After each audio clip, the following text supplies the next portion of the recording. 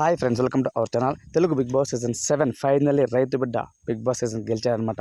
So అందరూ కూడా రైతులందరూ గెలిచేట్టే అని చెప్పి ప్రతి ఒక్కరు కూడా కామన్ మ్యాన్ అందరూ కూడా సెలబ్రేట్ చేసుకుంటున్నారు.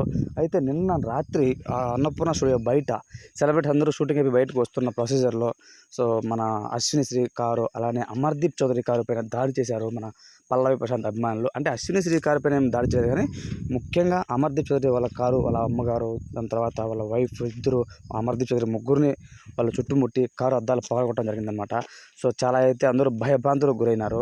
దాని తర్వాత పక్కనే ఉన్నటువంటి గీతు రాయలు అంటే వాళ్ళు సైలెంట్గా పక్కన పార్కింగ్ ఏరియాలో పెట్టినా సరే వీళ్ళు వాళ్ళను ఆ కారు పక్కన వాళ్ళందరి కార్లు కూడా ధ్వంసం చేశారు. కారు అద్దాలు పగలగొట్టడం జరిగిందనమాట.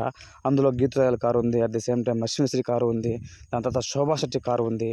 సో అందరూ కూడా షాక్లో ఉన్నారు, అరే ఏంటి వీళ్ళు ఇంత సైకోలా ఇంత బ్యాడ్గా బిహేవ్ చేస్తున్నారు ఏంటి అనేసి. సో ఇది టోటలీ అన్ఫేర్ ఫ్రెండ్స్. ఎందుకంటే ఒక కౌశల్యాన్ని చూసామన్నమాట, ఇంత పెద్ద అభిమానులని సీజన్ 2లో. కానీ అప్పుడు వాళ్ళు ఎవ్వరు కూడా ఎవరిపైన ఒక్క మాట మాట్లాడలేదు. అందరినీ చాలా జెన్యున్గా వాళ్ళని సపోర్ట్ చేస్తూ వాళ్ళ కండిషన్ని గెలిపించుకొని అందరితో గౌరవంగా ఉన్నారు తప్ప ఇంత బ్యాడ్ బిహేవియర్ ఎప్పుడూ లేదు. ఇది పల్లవి ప్రశాంత్ ఫ్యాన్స్కే కాదు, పల్లవి ప్రశాంత్ కూడా కొంతవరకు ఇది జీర్ణించుకోలేని విషయం. ఎందుకంటే వాళ్ళందరూ లోపల గేమ్ ఆడారు తప్ప ఇంకేం కాలేదు. కానీ పల్లవి ప్రశాంత్ని వాళ్ళు చంపేద్దాం అనుకున్నారు. ఇట్లా రకరకాలుగా నెగిటివిటీ స్ప్రెడ్ చేసి పల్లవి ప్రశాంత్ రెచ్చగొట్టింది మీడియానే నాకు అనిపిస్తుంది. సో ఎందుకంటే ఫ్రెండ్స్ ప్రతి ఒక్కళ్ళు కూడా గెలవాలనే వెళ్తారు కదా. సో ఆ ప్రొసీజర్ లేదా మాటకు వచ్చినప్పుడు ఈయన కొడుకు అని ఉంటారనమాట. అంతే తప్ప ఎవరు కావాలనేసి అతను కొట్టుకోవాలని కాదు. అమర్దీప్ చౌదరి వాళ్ళ అమ్మగారు చేసిన ఫుడ్ కూడా పల్లవి ప్రశాంత్ వాళ్ళ అమ్మగారు చేసిన ఫుడ్ కూడా అమర్దీప్ చౌదరి తిన్నారనమాట. సో అందరూ కూడా చాలా బాగా కలిసి ఉన్నారు ఎండింగ్లో.